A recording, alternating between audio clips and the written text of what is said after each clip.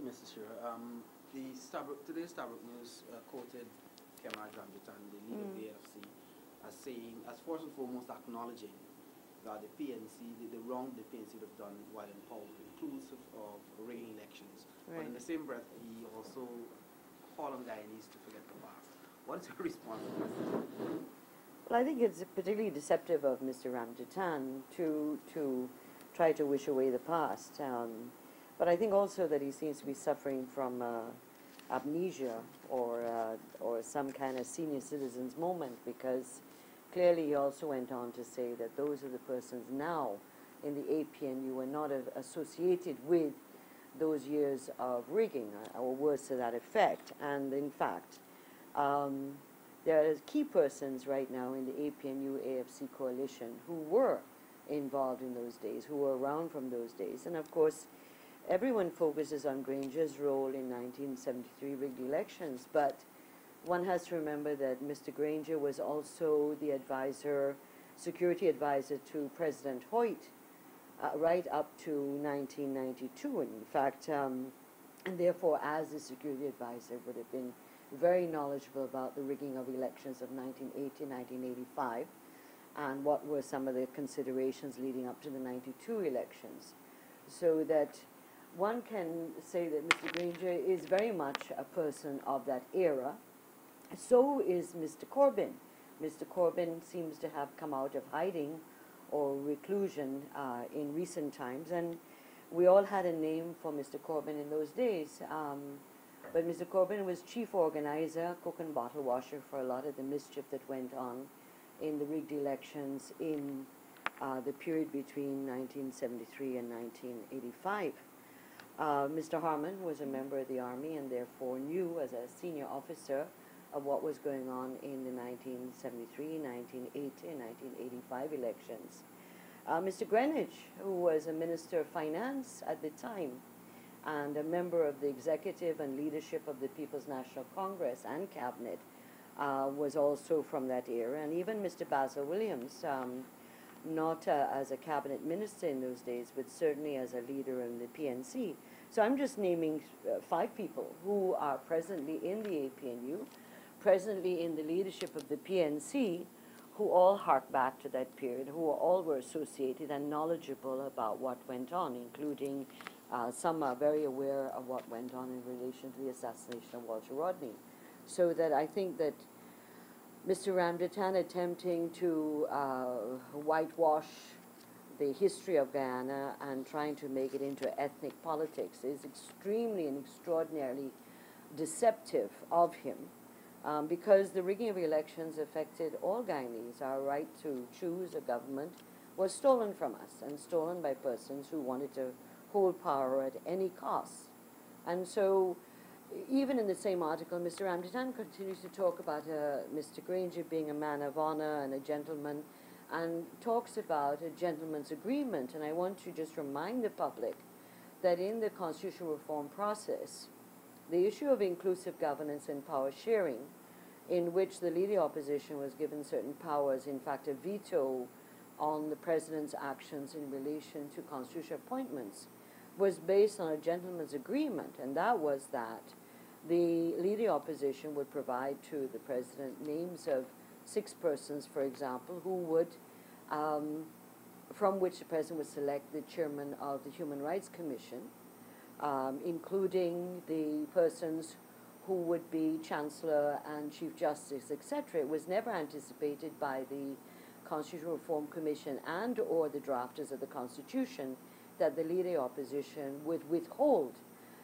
for over different leaders of the opposition, Mr. Corbyn being one and now Mr. Granger, withhold compliance with the Constitution and withhold the appointment of some of these constitutional persons, officials, by not upholding what was a gentleman's agreement. Otherwise, if it had been thought that it was required, I'm sure the draftsmen of the Constitution would have put some mechanisms in place to ensure that were the leading opposition not to comply, that the president could have proceeded to act in his own right.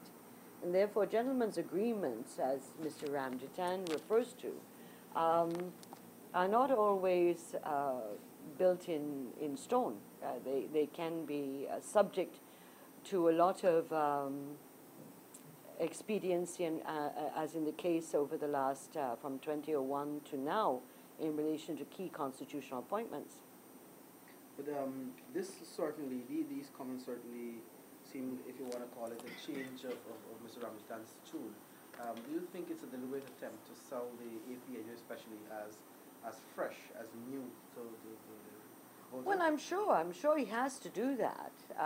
He feels it obliged to do that because people are not stupid in Guyana. People have a long memory, as we say, and therefore I'm sure many people must have been shocked reading the article today that he's wishing away and telling Guyanese forget the past. And whilst we mustn't live in the past, we mustn't forget the past, otherwise we'll be forced to repeat it. And therefore the context that Mr. Ramjattan is trying to wash away and disappear is not one that I think Guyanese people will fall prey to. I think that the fact that the key members of the APNU-AFC coalition have all been involved in that area with what was the most undemocratic rule of Guyana's history.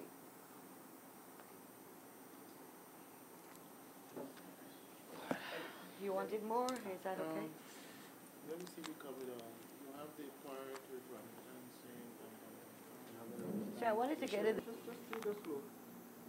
You just go, continue, go ahead. Yeah. Probably the one of the interesting comments that Mr. Ramjattan made, which really belies the root of the coalition and the AFC getting into the coalition with the APNU, really is just rank opportunism on the part of the AFC.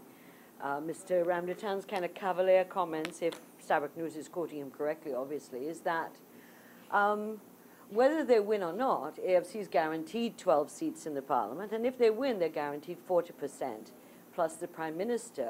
And anybody reading it of any decency would find this quite repulsive, that AFC was only concerned about ensuring that they had they would not be eliminated were they to not win elections. So that, again, this shows the kind of coalition that has taken place between the AP and AFC.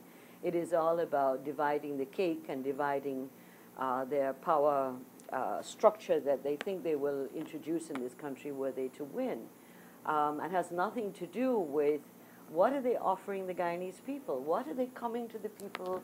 What platform are they coming to the electorate with? Are they pointing to some major transformative projects? Are they talking about improving the lives of people? Are they talking about a number of issues? They've come with nothing except the divvying up of the cake and the divvying up of the government, which really, for me, stinks of rank opportunism. And I think that's all it is.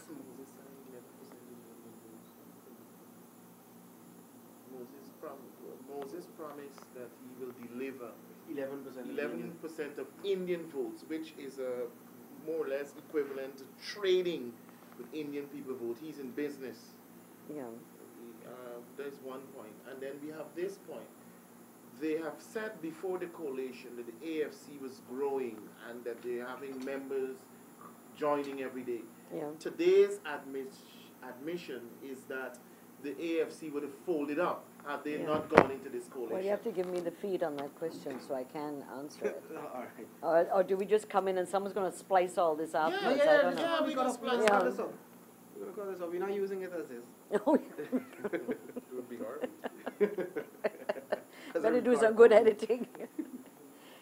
I mean, I have commented on a previous program on Political Scope about the insult and the offense to Indo-Guyanese voters in particular, that they were being horse traded, and hark back to a time in our history 100 years ago that nobody really wants to remember. And therefore, this, again, Mr. Nagamutu's vulgar, base kind of approach to a particular ethnic group, that they can be bartered, as he said, 11% will be delivered to the APNU-AFC government, is absolutely, again, an offense to any ethnic group, in particular the Indo-Guyanese of this country. Furthermore, probably most interesting today with Mr. Ramjattan is that his admission that the AFC would have been, if it had gone alone in the elections, would have ended. And therefore, this was really a survival mechanism of the AFC to ensure that it didn't disappear into non-existence, which contradicts what they were saying before, that they were growing stronger and stronger, and certainly contradicts what Mr. Nagamuto said, that he will deliver 11% of the Indo-Guyanese vote to the AP and UFC. So that I think the AFC is really falling apart and showing that it has some very confusing persons leading it and some very opportunistic persons leading it, not people that one would want to run a country, particularly when their main desire and main concern is how many seats they get and who gets the Prime Minister and who gets 40% of the cabinet. These are indicators of the kind of the characters of the leadership that the APNU AFC offers the Guyanese public in these elections. Yeah. Oh, actually,